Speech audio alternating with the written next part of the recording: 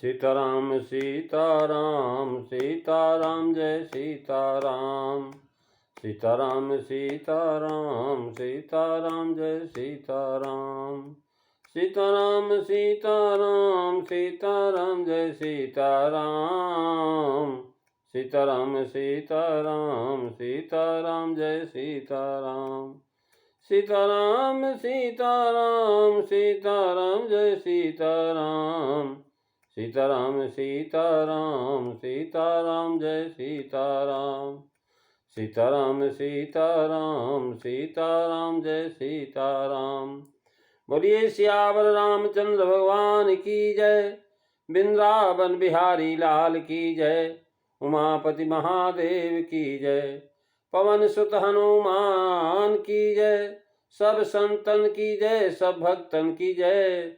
सच्चियां जोता वाली माता तेरी सदा ही जय। बोल सनातन धर्म की जय। सदगुरुदेव महाराज की जय। नमो पार्वती पते हर हर महादेव। बोल शंकर भगवान की जय। जय सीताराम। आदरणीय विद्वजन, श्रद्धारूप देवियों एवं विश्वास रूपी कथा श्रोताओं, भगवत सानिध्य में भगवान का चिर श्रवण करने के लिए हम लोग उपस्थित हुए हैं। आइए थोड़ी देर भगवान के चरणों में ध्यान लगाते हुए भगवान के कुछ लीला चरित्रों का स्मरण करें। पिछली चर्चा में आप श्री हनुमान चालीसा की 37वीं चौपाई का भावार्थ श्रवण कर रहे थे और आज हम 38वीं चौपाई पर विचार करेंगे। तुलसीदास जी महाराज लिखते हैं कि जो 7 बारो पाठ कर कोई और छूटई बंदी महासुख होई। मंगल भवनु अमंगलहारी रवउ सुदशरथो अजीर बिहारी। श्री राम जय राम जय जय राम। श्री राम जय राम जय जय राम। महाराज तुलसीदास जी महाराज लिखते हैं कि जो कोई इस हनुमान चालीसा का पाठ करेगा वह सब बंधनों से छूट जाएगा और उसे परमानंद की प्राप्ति होगी। जो कोई इस हनुमान चालीसा का 100 पाठ करेगा।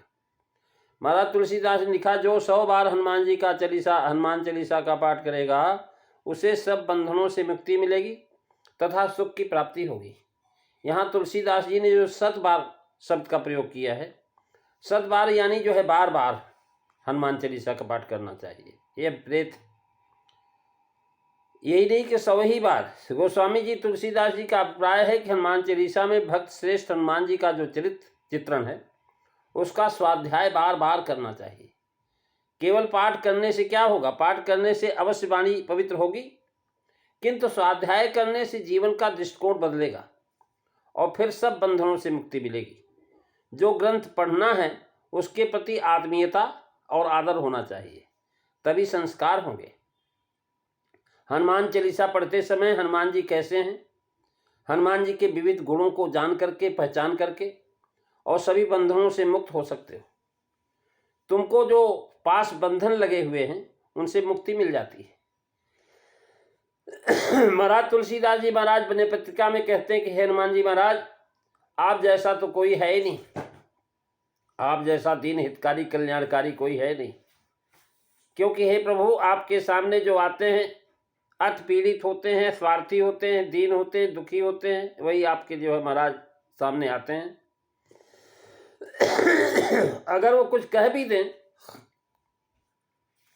तो आप बुरा नहीं मानिए, क्योंकि महाराज वो है कैसे हैं, अत्यारत अति स्वार्थी अति दीन दुखारी। इनको बिलगन मानिए बोलहीन सवारी।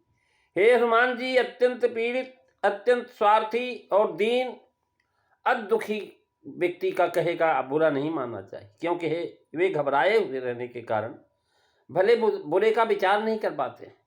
हम संसारी लोग संसार के विषयों में महाराज ऐसे दुखी हैं, ऐसे भयभीत हैं कि महाराज भले बुरे का विचार ही नहीं रह जाता।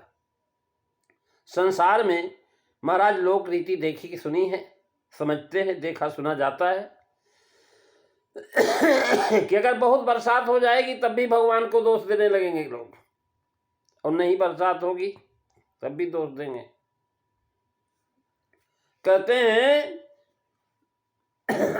अति बरसे हूँ अन बरसे हूँ देहि देवई गारी, लोक रेत देखी सुनी व्याकुल नर नारी।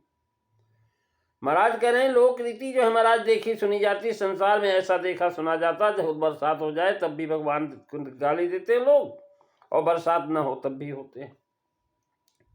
महाराज क्या कहें, ना कहीं आयो नाथ सो सांसति भय भारी, कहियो क्याई कीमी चिबा निज और विचारी, समय सांकिरे सुमिरिये समरथ हितकारी, सो सब विधि ऊपर करे अपराध विसारी, बिगड़ी सेवक की सदा साहेब सुधारी, तुलसी पर तेरी कृपा निरुपाधि निरारी। महाराज तुलसीदास जी विनय पत्रिका में हनुमान जी से प्रार्थना करते हैं कि प्रभु आप ही हमारी विपत्ति को नाश कर सकते हैं।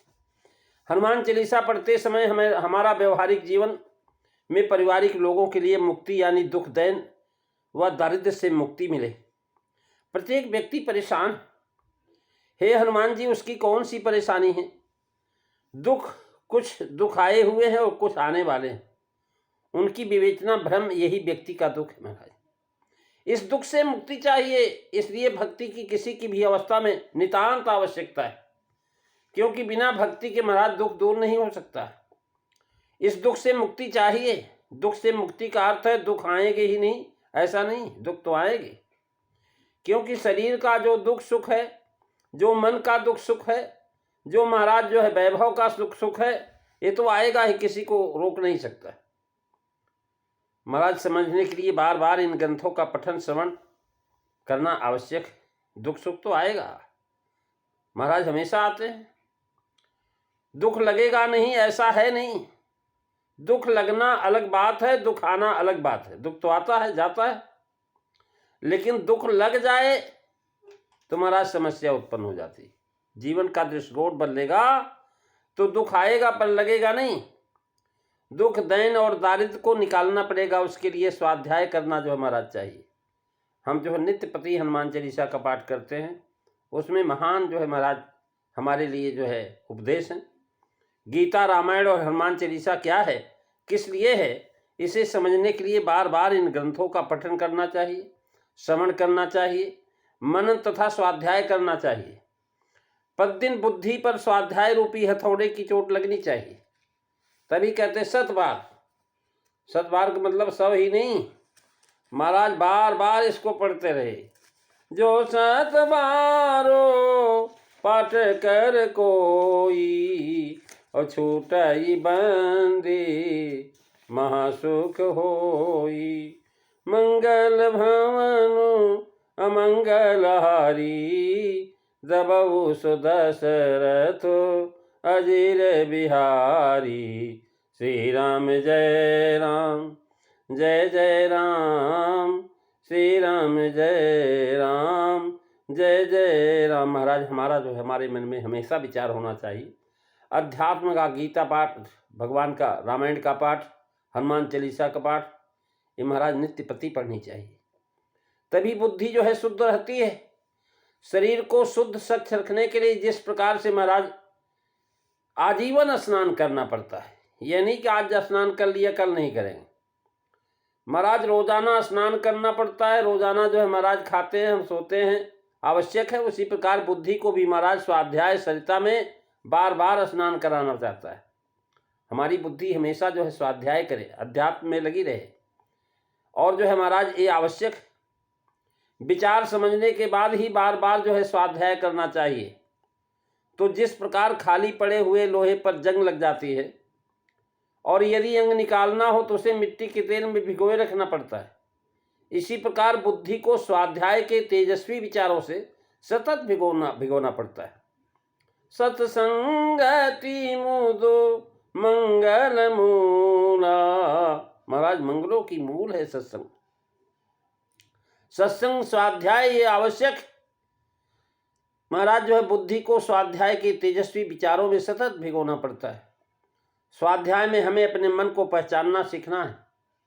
स्वाध्याय अर्थात मन और बुद्धि की जो है महाराज गढ़ाई करना, उनको सही परिष्कृत करना है। हम किसी दिन मन का विचार नहीं करते, और चीज़ों का विचार करते, लेकिन मन का विचार नहीं करते कि हमारा मन क्या क्या कह रहा है। मन को बार बार समझना चाहिए। मन के अध्ययन द्वारा अपने विकारों को पहचानना चाहिए, और पहचान कर उनको हटाते जाने का नाम ही अध्यात्म कहलाता है। यानी हम अपने मन को पढ़ें, और मन को पढ़ने के बाद मन का विचार पहचान के सीखें। कैसे सीखा जाता है, और उसको स्वयं पर पढ़ें, मन को गढ़ें। इस प्रकार से विचार जो है करके महाराज अपने विकारों को पहचान करके उसे हटाएं। इसी का नाम अध्यात्म। तुलसीदास जी ने कहा 7 बार, यानी बार बार शब्द का प्रयोग नहीं किया है। विचार और आचार इन दोनों का प्रतीक वाणी है। केवल पढ़ना ही पर्याप्त नहीं, महाराज शुभ आचरण भी चाहिए। ये शरीर भगवान का है। इस शरीर रूपी क्षेत्र में क्या बोना है हमने, यह हमें निश्चित करना है। मनुष्य सचमुच वह बड़ा चालाक है, उसको पहचानना कठिन है। ज्ञानेश्वरी, गीता, रामायण आदि के सामने सिर झुकाएगा, परंतु उनके अनुसार आचरण नहीं करेगा। शुभ आचरण अपेक्षित। महाराज कहते हैं पाठ पूजा एक भाषा है, गुजराती भाषा में पाठ पूजा कहते हैं। प्रथम पाठ स्वाध्याय का महत्व है। आज घर घर में हनुमान चालीसा का पाठ होते हैं, परंतु पाठ यानी स्वाध्याय हम पाठ करते हैं, परंतु स्वाध्याय नहीं करते। पाठ के साथ साथ स्वाध्याय साहित्य लेकर के उसका स्वाध्याय करना चाहिए। वह प्रत्येक व्यक्ति के लिए आवश्यक है। भक्ति का अर्थ यह है कि उसका मन बुद्धि का परिणाम क्या है। हमारा मन बुद्धि कैसे चल रहे हैं। महाराज मन बुद्धि का परिणाम होने के लिए अच्छा साहित्य पढ़ना चाहिए।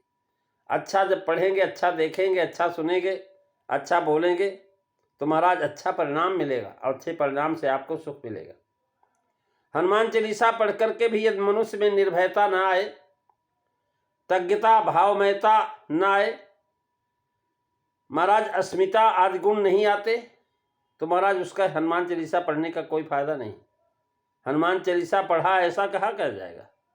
तात्पर्य यह है कि केवल पाठ पढ़ने से प्रकाश नहीं होता। बुद्धि कामनाग्रस्त होगी तो बुद्धि में प्रकाश नहीं पड़ेगा। कामना रहित बुद्धि में प्रकाश आता है। नहीं चाहिए का सुख, यानी पास बंधन से मुक्त होने का सुख। जब हमें संसार की कोई चीज़ चाहिए होती है तो पास बंधन में हम बंधे रहेंगे, क्योंकि संसार की वस्तुएं सब बांधने वाली हैं, वो कभी हमें मुक्ति नहीं दे सकती। और जब हम भगवान को, भगवान के भक्तों को जो है याद करेंगे, तो महाराज वो वस्तुएं हमें जो है छुड़ाने वाली होगी। आज हम मानते हैं कि भक्ति से मन बदलेगा, परंतु भक्ति का अर्थ क्या है? जप करना, उपवास करना, अथवा नवरात्रि में रात भर जो है गरबा खेलने जाना, यही अर्थ हम नहीं समझते। भक्ति का परिणाम मन पर होना चाहिए, जीवन के दृष्टिकोण पर होना चाहिए कि जीवन, वित्त, व्यक्ति, घर गृहस्थी, कीर्ति, इनकी ओर देखने के दृष्टिकोण को बदलने की आवश्यकता है। यह दृष्टिकोण बदलने का नाम भक्ति है। भरत जी महाराज कहते हैं कि अयोध्या, ये नगर, ये घोड़े, हाथी और ये मेरा शरीर जो मेरी संपत्ति है, ये भी महाराज हमारी नहीं। संपत्ति सब रघुपति कर आही, जो बिन जतन तजहु तलियाही। मंगल भवनु अमंगल हारी, दबऊ सुदशरथो अजीर बिहारी। श्री राम जय राम, जय जय राम, श्री राम जय राम, जय जय राम। महाराज ये जो है महाराज बुद्धि, शक्ति, शांति, हमारा जो है बल, हमारा शरीर, ये सब भगवान का है, भगवान की संपत्ति है। और भगवान की संपत्ति का अगर हम सदुपयोग करेंगे, इसको ठीक मार्ग पर ले जाएंगे, अच्छा जो है परिणाम देंगे, तो भगवान हमको आगे और स्वस्थ और बढ़िया शरीर प्रदान करेंगे और आगे मौका देंगे सेवा करने का। लेकिन अगर इसको हम खराब करेंगे, अपने परिवार को, गृहस्थी को, सबको अगर खराब करेंगे, तो भगवान आगे सब बंद कर देंगे। इसलिए महाराज कोशिश चल रही है, तिलक लगाना ही चाहिए, यह बुद्धि की पूजा है। महाराज ये स्वतंत्र बात है, तिलक लगाना चाहिए या नहीं, दृष्टिकोण बदलने का काम। महाराज दृष्टिकोण बदला है या नहीं, अथवा बदलने के जीवन में दृष्टिकोण का क्या है। जीवन जो है महाराज, व्यक्ति, घर गृहस्थी, कीर्ति, इन सब की ओर देखते हैं हम। महाराज हम देखिए तिलक लगाए हुए, तिलक लगाना ही चाहिए, यह बुद्धि की पूजा है। परंतु दृष्टिकोण बदला है या नहीं, अथवा बदलने की कुछ कोशिश चल रही है कि नहीं, यह भक्ति में पहली बात है कि हम अपने भक्ति में जब चल रहे हैं तो हमारा जीवन में कितना परिवर्तन आया, हम कौन सी चीज़ छोड़ रहे हैं, किस चीज़ से बढ़ रहे हैं। जिस प्रकार शरीर से वस्त्र बड़ा होना चाहिए, वैसे ही आचार से विचार बड़े होने चाहिए। जब आप नहाते हैं धोते हैं तो सब कपड़े जो हमारा धोती वगैरह बड़ी होती हैं, हमारे शरीर से बड़े होते हैं।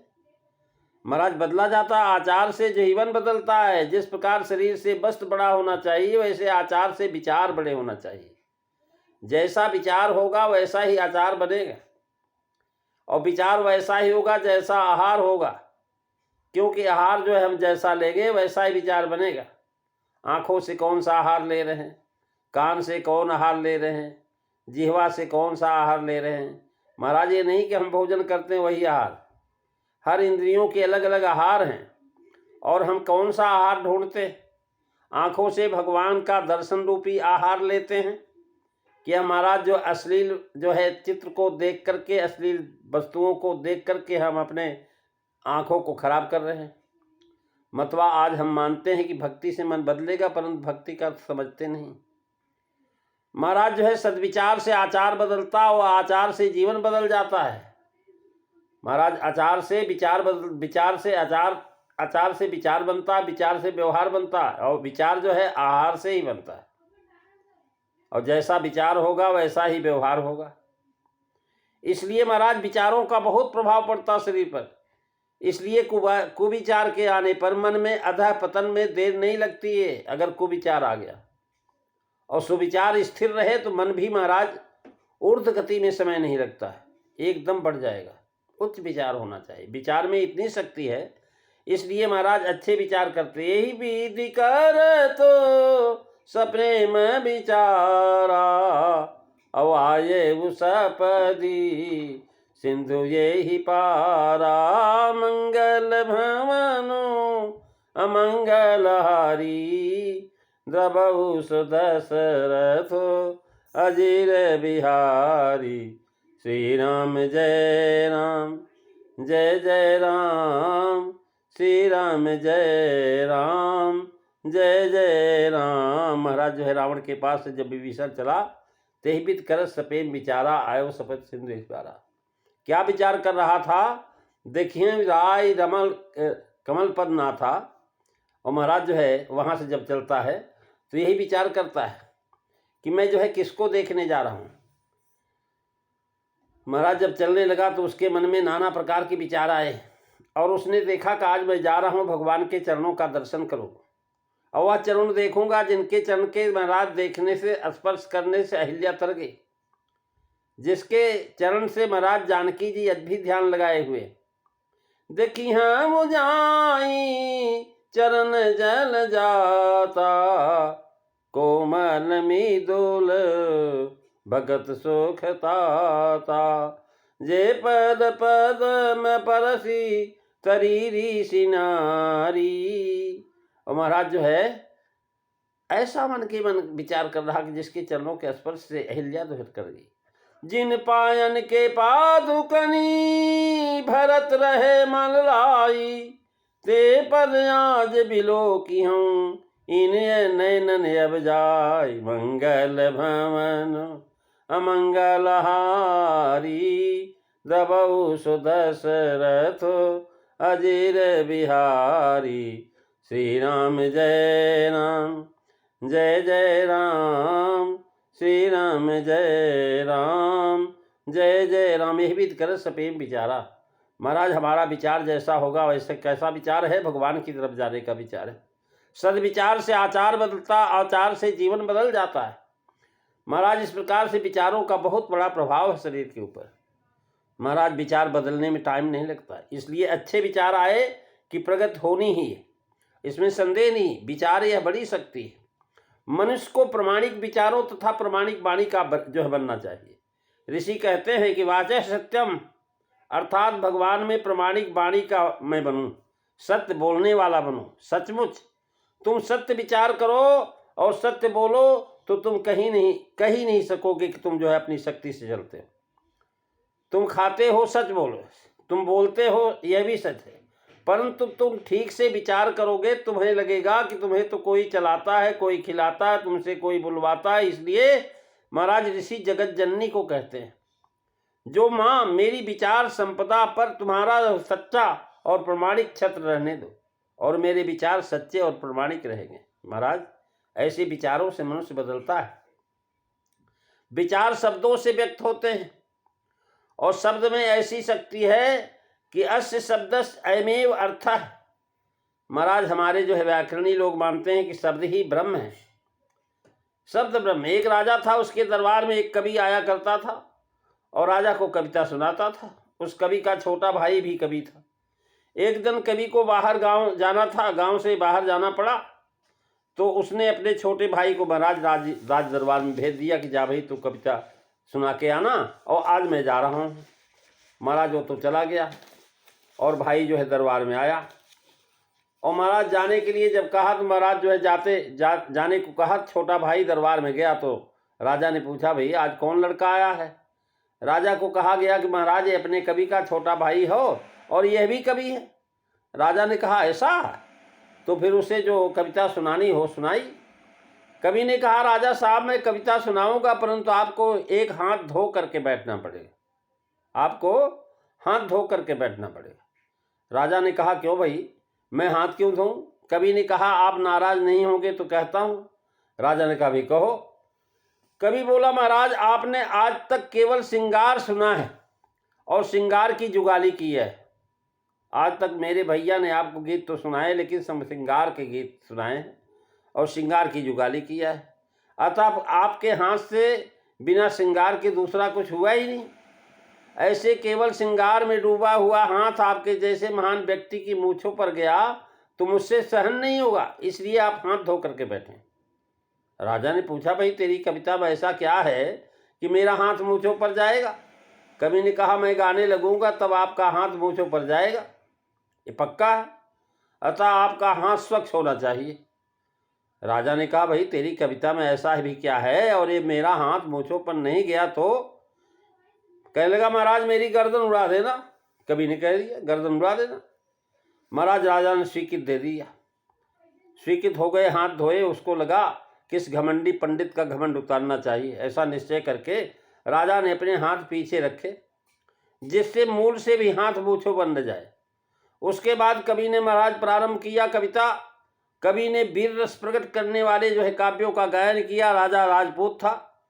5 मिनट में ही वो कवि के काव्य में महिला ऐसा तल्लीन हो गया कि एकाएक राजा का हाथ जो महाराज पीछे से छूट करके मूंछ पर आ गया। राजा को इसका भान ही नहीं रहा। वह कविता पर खुश हुआ और उसको इनाम दिया। कहने का तात्पर्य है कि शब्द में शक्ति है, वाणी में सामर्थ्य, इसलिए शब्द ब्रह्म कहा। आज मनुष्य मंत्र शक्ति की धुन में देखता है। ये हनुमान चालीसा का पाठ जो महाराज आप कह रहे हैं, सद्बार पाठ कर जोई, ये महाराज शब्दमय ब्रह्म है। वांग्मय भाषा में व्यक्ति मिलेंगे नहीं, क्योंकि महाराज किसी को भी नहीं चाहिए, सबसे जो है सबको रुपए पैसे चाहिए। ब्रह्म शब्द की शाखा अर्थात केवल रामायण गीता ही नहीं, समाज को, राष्ट्र को अच्छे शास्त्री और राजनीतिक चाहिए कि नहीं? उनको कहाँ से लाएंगे? महाराज एक जो महाराज एसएससी लड़के महाराज को 45% अंक मिले होंगे, तो भी पिता उसके साइंस की जो शाखा में भेजना चाहता है। ऐसे पिता को कुछ अकल है? लड़के को सभी विषय भाषा विभाग के हो जो, फिर उसको महाराज सियाना साइंस ही कोई जरूरी नहीं। जो भी आपके पास विषय आए उस विषय को आप तल्लीनता से स्वीकार करिए और उसको जो है अपने जीवन में उतारने की चेष्टा करें, तभी जो उसकी विशेषता होगी। और इस प्रकार से महाराज ऐसे मतान्वित होने के कारण पागल के समान प्रवाह पतित बन करके महाराज बहते जाना, ये ठीक नहीं। वांग्मय में तुलसीदास जी महाराज लिख रहे हैं कि जो 7 बारों पठ कर कोई छूटई बंदी महासुख होई, मंगल भवनु अमंगलहारी, द्रवहु सुदशरथो अजीर बिहारी। श्री राम जय राम, जय जय राम, श्री राम जय राम, जय जय राम। महाराज बार बार सद्विचारों का स्वाध्याय करना चाहिए। सतबार यानी बार बार। हम व्यवहार में भी बोलते हैं कि मैंने 100 बार कहा, फिर भी तू मेरा कहा नहीं मानता। यहाँ पर हम 100 बार शब्द का जो प्रयोग कर रहे हैं उसका अर्थ बार बार ही होता है। उसी प्रकार तुलसी जी ने सतबार शब्द का प्रयोग किया, हमें उसकी जो है अनुरूप लेना चाहिए। हनुमान चालीसा में छुपे हुए गूढ़ अर्थ को समझने का प्रयत्न करना चाहिए। हनुमत चरित्र पर बार बार चिंतन करना चाहिए तथा उनके अनुरूप जीवन को बदलने का प्रयत्न करना चाहिए। प्रेमी सज्जनों, तो हमें इस सब संबंधों से मुक्ति मिल करके परम आनंद की प्राप्ति होगी। इसलिए तुलसीदास जी लिखा है कि जो सत पारो पाठ कर कोई, छूटई बंदी महासुख होई। प्रेमी सज्जनों, अगली चर्चा आप अगले दिन सुनेंगे। सीताराम सीताराम सीताराम जय सीताराम, सीताराम सीताराम सीताराम जय सीताराम, सीताराम सीताराम सीताराम जय सीताराम, सीताराम सीताराम सीताराम जय सीताराम। बोलिए सियावर रामचंद्र भगवान की जय। धर्म की जय हो, अधर्म का नाश हो, प्राणियों में सद्भावना हो, विश्व का कल्याण हो, गौ माता की रक्षा हो, भारत माता की जय हो। जय काराए वीर बजरंगे, हर हर महादेव। बोल शंकर भगवान की जय।